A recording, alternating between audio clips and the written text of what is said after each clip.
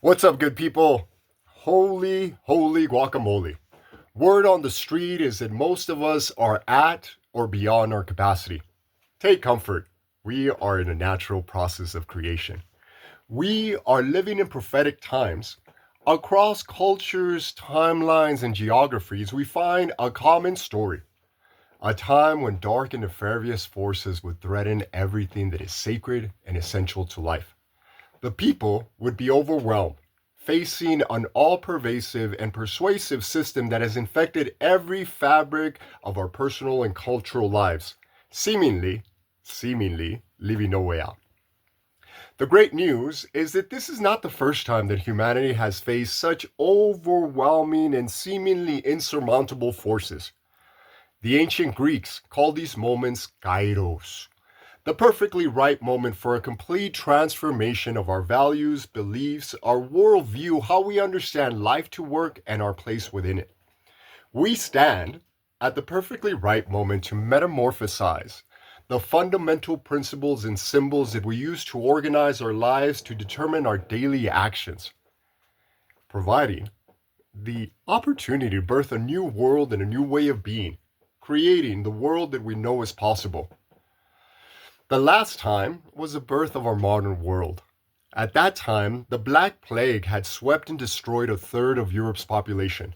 The 100 Years' War was a ruinous conflict. Severe economic depression was universal for decades. Murder, rape, pillage were often daily realities. Famine and pestilence, annual perils. The church, who was the center and governed our personal and collective lives, the democracy and capitalism of that day, backed an assassination in front of the altar on Easter Sunday, right? Exposing its corruption and its profound lack of spiritual integrity. Many believed that the wrath of God had come onto the world. Apocalyptic expectations were abound. Sound familiar? From these unmitigated disasters and continuous upheaval, from this profound crisis arose our modern world. We also find this pattern in our most cherished movies. We're in that scene near the end of the movie when dark and nefarious forces threaten all that is sacred and essential to life. This is when the main characters are overwhelmed and feel defeated, unable to rise to the occasion. This is when Jake Scully and Avatar is getting kicked out of the tribe, when Barbie has lost her realm, when Frodo faces Mount Doom. This is when we're on the edge of our seats, right? Feeling the thrill of the known, feeling the impossibility. This is why we pay money to go see these movies. This moment right here that we're in.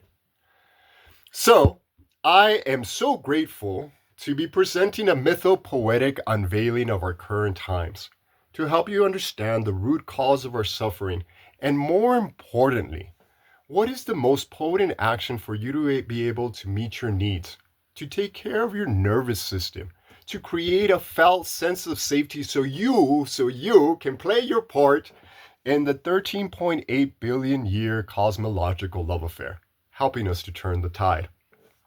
So I'm going live, Dia de los Muertos, November 2nd, 2 p.m. Mountain Time. I hope you join us. We're going to have music, we're going to have dance, a little mythopoetic journey for you. Give you clarity on our times. What is the most potent action to take care of your nervous system, to create a felt sense of safety, to deal with this madness and find meaning and purpose in our times. Hope you join us. Peace.